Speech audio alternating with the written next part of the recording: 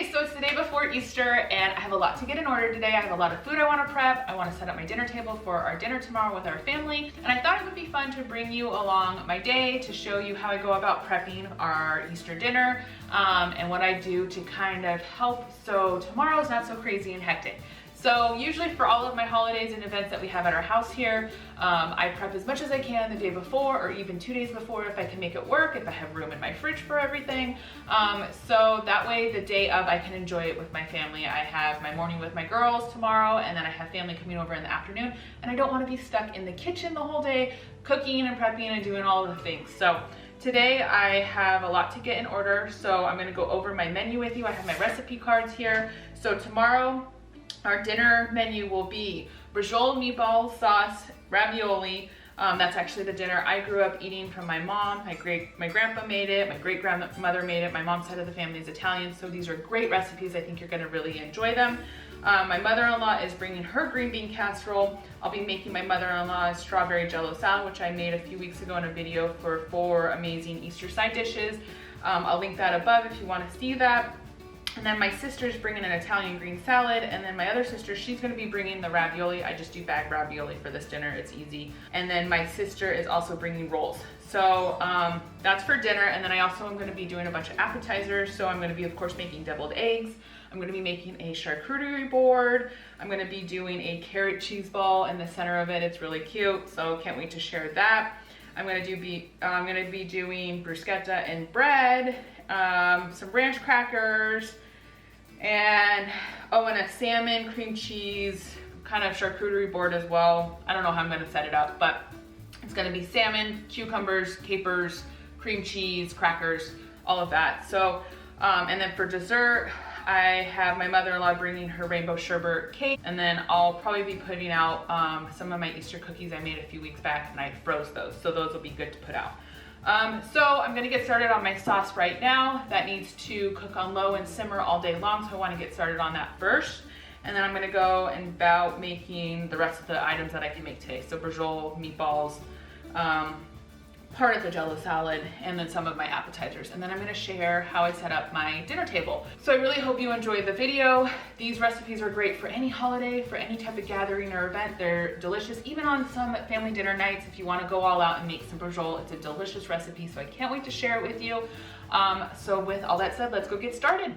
So like I said earlier, I do want to get started on my sauce right away because I want to let this simmer on low for a good part of the day. So here's everything I'm going to be using for this recipe. So I'm going to be doing 3 28-ounce cans of crushed tomatoes, then 2 of the smaller cans of petite diced tomatoes, and I like to use the Italian blend for this recipe. I do some minced garlic, some butter, and then I dice up some carrots, celery, and then onion, and of course some olive oil. So here I'm just going to be dicing up my vegetables. So I did 1 whole onion, and then I did about 5 things of carrots and 4 things of celery, all diced, and I got those ready to go before putting them into the pot to cook. So I do want to point out that I'm going to have the recipes all listed down below of everything I'm going to be making in this video for you.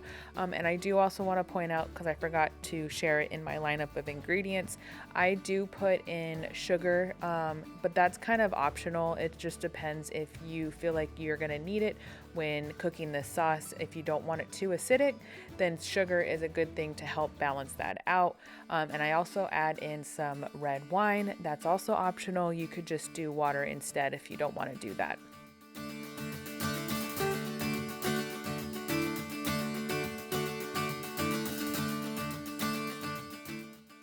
So now that my vegetables were diced up and ready to go, I got my large pot on my stovetop over medium to high heat, and I added in about a tablespoon or so of some olive oil, and I got that heated up. And then I added in my diced onion first, and I cooked that for just a few minutes before adding in some of my minced garlic. So I did about 1 to 2 tablespoons of minced garlic, and I cooked that all in total for about 5 minutes, just until my onions were translucent. And then I added in my celery and my carrots, and I cooked that for another 5 minutes to make sure that they were soft enough. And I did want to make sure to season my veggies with a little bit of salt and pepper while they were sauteing. So I added in a couple teaspoons of some salt and pepper. And then after, I did get in about, a couple tablespoons, maybe a quarter of a cup of some red wine. This part is completely optional, but it is important to deglaze the pan and release all of the brown bits and the caramelization. So if you don't want to use red wine, then you can use some water. And after my wine cooked down just a bit with my sauteed vegetables, I went ahead and added in all of my canned tomatoes. So I added in my 3 large cans of crushed tomatoes as well as my 2 smaller cans of petite diced tomatoes. And then I'm gonna add in about 1/4 cup of water or so, and I just used the cans of the crushed tomatoes so I can get anything that was left in those cans with the water, and I poured that in. Next, I just moved on and added in some seasoning into the sauce. So I forgot to mention the seasonings I use in this in the beginning when I did my lineup of ingredients, so I'm sorry about that. But what you want to put in is about 2 to 3 bay leaves as well as about a tablespoon or so of some Italian seasoning. So now that my sauce was done and simmering on low, I put the lid on it and I moved on to get my braciole ready. So I purchased the flank steaks from my local Sam's Club. It came with 2 large flank steaks in it, and I'm gonna dry this off, as you can see, with some paper towels as best as possible. And then I'm gonna move on and I'm gonna tenderize this because flank steak is a pretty tough meat. So you wanna try and tenderize this as much as possible with a meat mallet or a frying pan if you don't have a meat mallet. I also have this cool little tenderizing tool that you'll see later on. It has some needles in it, and I'm gonna use that as well. And it is gonna tenderize in the tomato sauce while it cooks, which will help, but this will definitely help make the meat not so tough. So I just like using some saran wrap that I cover the meat with, because I've found in previous times that I've done this, when I don't cover it, meat goes flying everywhere. So I've learned my lesson. Cover it with some plastic wrap, and then I use my meat mallet and I pound it out as best as possible. And then I also use this cool little gadget that my husband got me, and it's a tenderizing tool, and it has these needles in it, and I just poke some holes all throughout the meat. And then I seasoned it with some salt and pepper on both sides. I did the first one and I moved on and I did the same exact thing with the second one.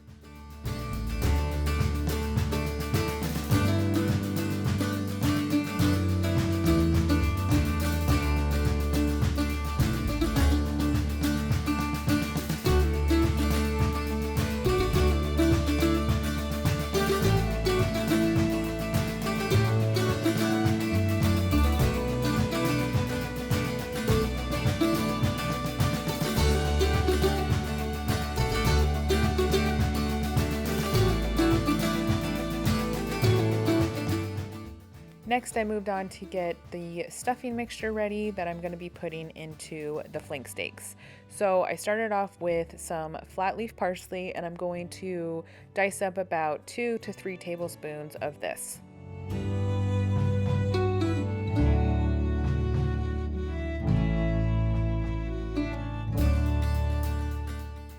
Next, I added in about 1 cup of some breadcrumbs. So it'll be about 1/2 cup per flank steak, which is why I did 1 cup of breadcrumbs.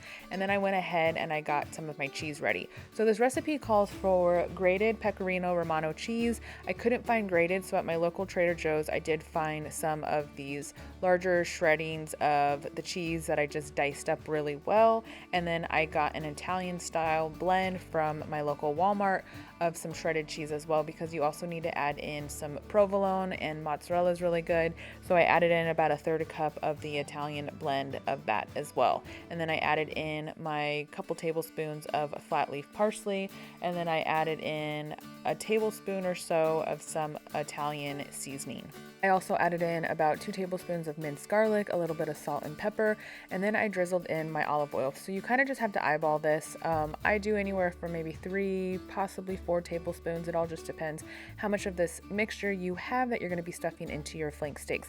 You just want to give it some moisture so it's going to kind of stick together. It's still going to be crumbly. It's still going to fall out when you're rolling up your braciole, but you want to give it some moisture so it can kind of stick to that meat. Okay, so now that the stuffing is all done and ready to go, I'm ready to get it into my flank steak and rolled up. So here's everything I use to go about this process. So I use some kitchen twine. I cut about 5 pieces of that for each of my bracioles. And then I use toothpicks as well. So I have some large ones and then some medium-sized ones. I actually didn't use the large ones. I just pulled them out, but I decided not to go with those, and I just used the medium-sized ones, which I just did about 2 to 3 per side on each of the bracioles. So here you can see I'm taking my stuffing mixture and I'm taking about half of it and I'm lining it down the center of the flank steak. And then I'm going to try to tightly roll it up as best as possible without too much of the mixture falling out. Some's gonna fall out, it's okay. Just try and stuff it back in there as best as possible. And then I take my kitchen twine and I'm gonna tie each piece down the braciole. And then I take about 2 to 3 toothpicks and I stick those into both ends of the flank steak to try and close it off so that the stuffing doesn't fall out while I'm cooking it.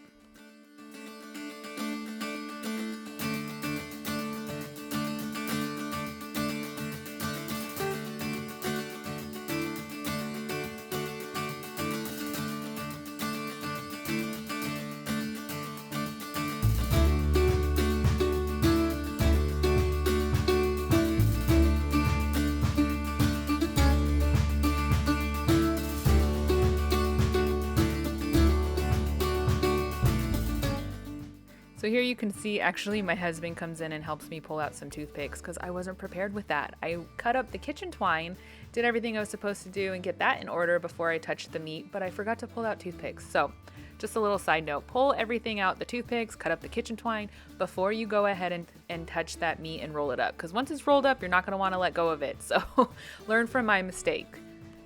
So next I just go ahead and cut off the excess amount of the kitchen twine. I just don't want that in the way when I'm cooking it.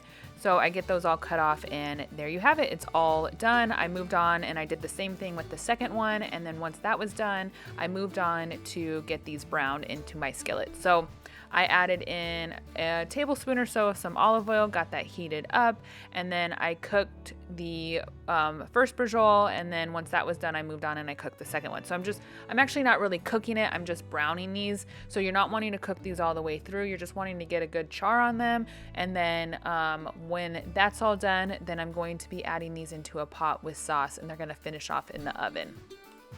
So now I'm just checking on my sauce and it's been simmering for a little while now. So I'm actually adding in some sugar. I like to add sugar into this sauce just because of all of the tomatoes and it helps balance out that acidity with the sweetness. So I add anywhere from a couple tablespoons to a quarter of a cup. It's all on preference and what type of flavor you're looking for. I also added in some more red wine. I did about, I don't know, a quarter cup to a third of a cup into it.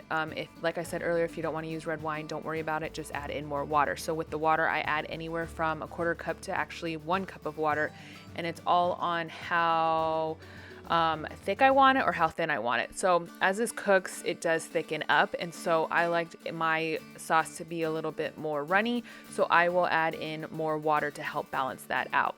So as you can see just a second ago, I added the braciole into a pot, and then I poured that sauce all over the braciole, and I put that into the oven at 325, and I cooked that for about 20 to 25 minutes. So next I'm moving on to make my family recipe for meatballs. These seriously are the best. So here's everything I'm going to need. I need 3 pounds of ground beef. I'm making a lot of meatballs, so I need a lot of meat. I'm going to be putting in saltines, parsley. I know it sounds weird, but we'll be putting in raisins, minced garlic, eggs, and salt and pepper. So now I'm just going to get my parsley chopped up. So I put anywhere from a half a cup to a cup into this recipe. I kind of just eyeball it. It's all on preference. So I'm just kind of chopping up this whole head of parsley, and I'm going to get that added into the bowl, and then I'm going to be adding in about 2 to 3 tablespoons of minced garlic. I like a lot of garlic in these meatballs, and then I added in the eggs. Next, I needed to get my saltine crackers crumpled up, so I just add them into a gallon-sized bag, and then I crumble them up by hitting them with my rolling pin. So the recipe calls for 10 saltines for every pound of ground beef, so we have about 3 pounds, like I said, so we'll be using about 30 crackers. So we're just gonna smash that up. As you can see, I have a little helper here. This is my daughter, Olivia. She's 6. She thought it would be fun, so I said, why not? Here you go. Smash them up for me. And then I added in about a cup of raisins to a bowl that I put water over, and I let those sit for about 5 minutes to soak up the water to soften up. And then I got my saltines added in, and then some salt and pepper, and then my raisins once I drained out the water into the bowl. And then I started mixing this up. So I like mixing this up with my hands. I just find that it incorporates everything really well, and it's pretty easy this way. Although I did use these gloves that I thought would be a great idea, and it wasn't really working out for me. They kept getting stuck and pulling off, and as you can see, I rip them off here and just go for my bare hands, which I should have just done from the start. So I get this all mixed up really well before I roll up my meatballs.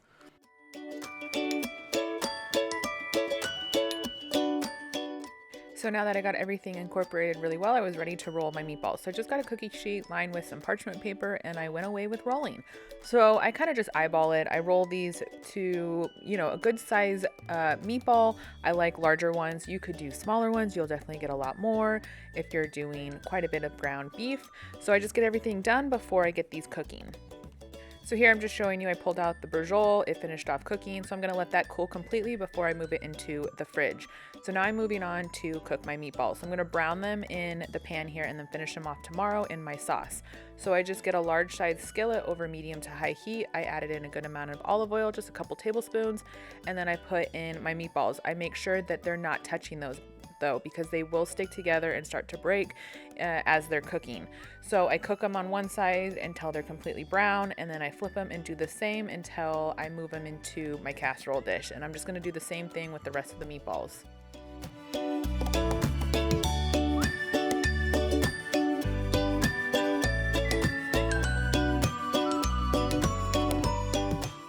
So once I browned all of the meatballs, I didn't cook them all the way through. Like I said earlier, I just browned these and then I put them on my counter in the casserole dish to cool completely before I wrapped them in foil, and I moved them into the fridge, and then I'll finish them off tomorrow on Easter. So once I was done with that, I just moved on to make my deviled eggs. So I hard-boiled these eggs the day before this, so they were ready to go. So the way I cook my hard-boiled eggs is with my Instant Pot, which I know a lot of people do it this way, but I cook them on high pressure for 6 minutes, and then I let them sit in there for about 5 to 7 minutes before removing them and putting them in ice cold water to stop the cooking process, and they always peel so easily when I do it this way.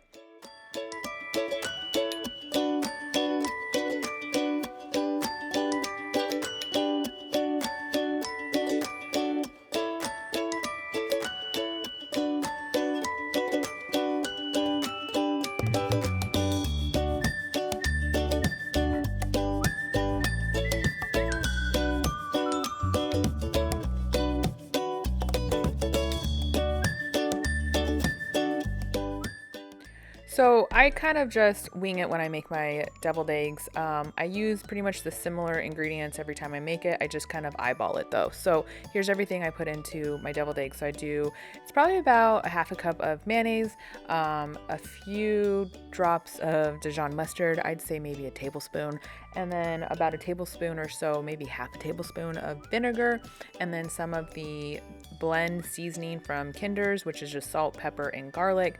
And then I throw in some sweet relish, probably 1 to 2 tablespoons for this.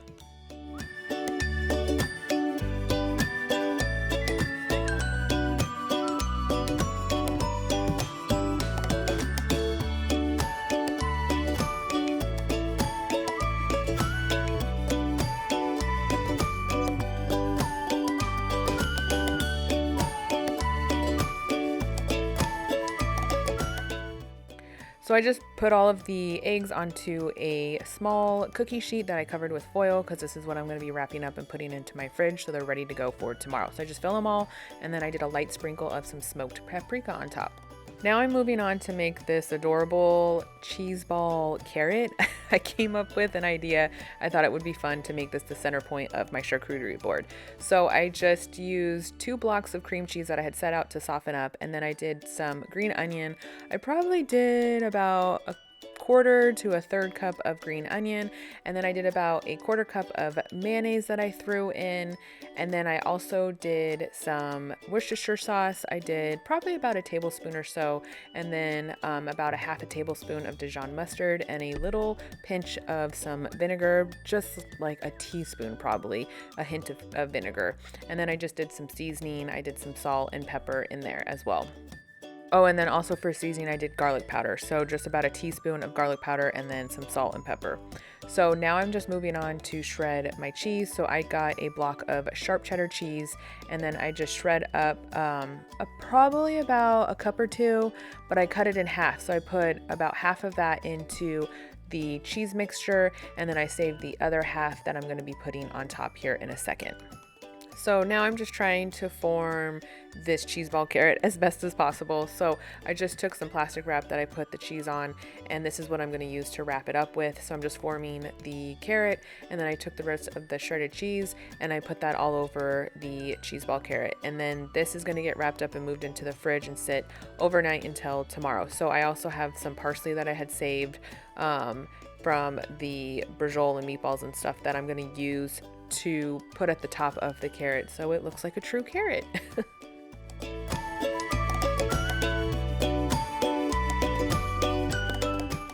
So next I'm moving on to make the ranch oyster crackers. So I actually love making these because I remember when I was a kid, my mom would make these every so often for some of the holidays, and she'd put little bowls out throughout the house with them in there. And I remember running around and eating all of them because I loved them so much, and they're so easy to make. So I decided to do them for Easter.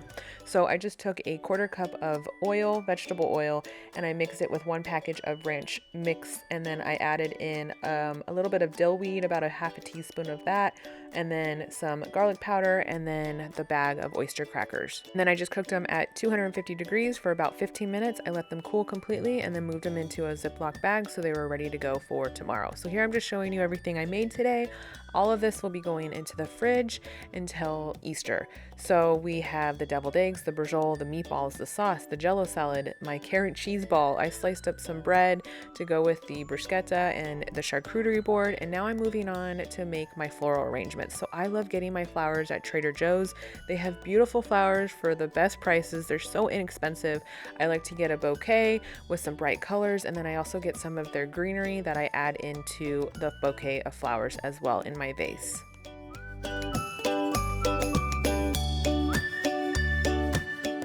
Once I was all done getting my larger bouquet of flowers into my vase, I moved on to make these smaller ones with this very cool baby's breath I found at Trader Joe's. It was actually called Unicorn's Baby's Breath, and there was only a few left. When my daughter saw it and heard the name, she had to have it. So once my flowers were all done, I was ready to get my table set up. And there you have it. If only it were that easy that you could just snap your fingers and the whole table arrangement would be ready to go and be that quick. I would love that.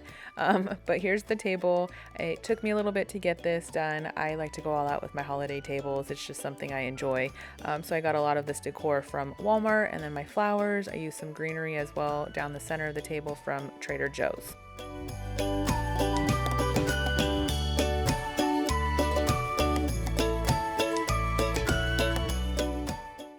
So now today is Easter Sunday, and I'm getting, this is one of the appetizers I couldn't make in advance, so I'm getting this done so it's ready to go.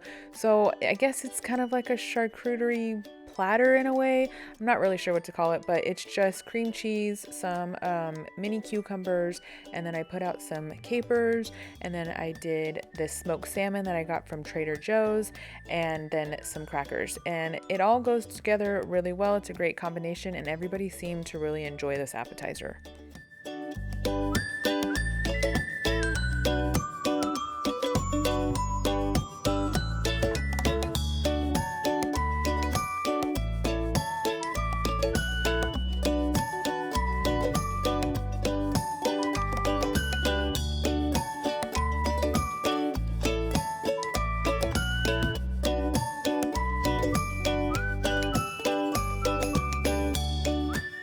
And then next I just got these dishes that I had filled up with the ranch oyster crackers I had made yesterday. And then I just put one in the living room where people would be hanging out, and then one in the kitchen area where everybody kind of mingles while I'm cooking. So then they have something to munch on. So next I moved on to get my charcuterie platter ready. So I just found the largest plate I had because I wanted to get a lot of items on this plate. So I put the cheeseball carrot in the center there. As you can see, I put the parsley on top, and it looked actually really cute, and everybody really seemed to enjoy it. It was a really good cheeseball. And then I just filled the platter with a bunch of items that I had collected for this. I put some crackers, I put some bread, this caramelized onion bread I had found at Trader Joe's. It was really good. I put a bunch of different meats. I also also like to add in sweets, so I have some white chocolate pretzels, some of this dark chocolate bark I found at Walmart that was really good. I got these spring cookies from Trader Joe's, the white and pink ones with sprinkles, and then they had their spring jangle out, so it had like a bunch of different sweet items, some chocolate, some nuts, some pretzels in it. It was really good. And then I also topped it with some fruit. I put some raspberries in there as well because you got to keep it a little bit healthy, I guess. But this turned out really good. Everybody really enjoyed this platter. I was really happy how it turned out.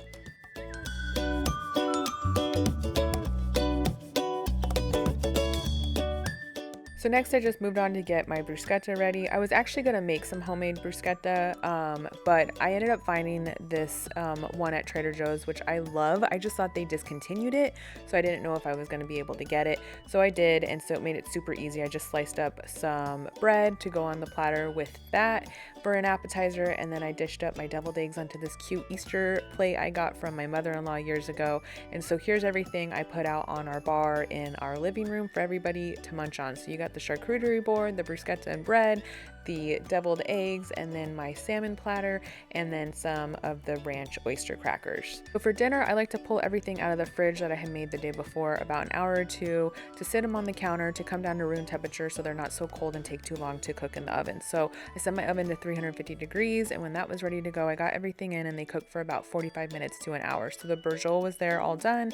Here's my raviolis. Those were so quick and easy. They cooked in about 4 minutes. Best thing, getting frozen raviolis. The meatballs, those turned out so good. And then the braciole, once it was all sliced up, so beautiful, turned out delicious. So I just put everything out on the counter for everybody to dish up themselves.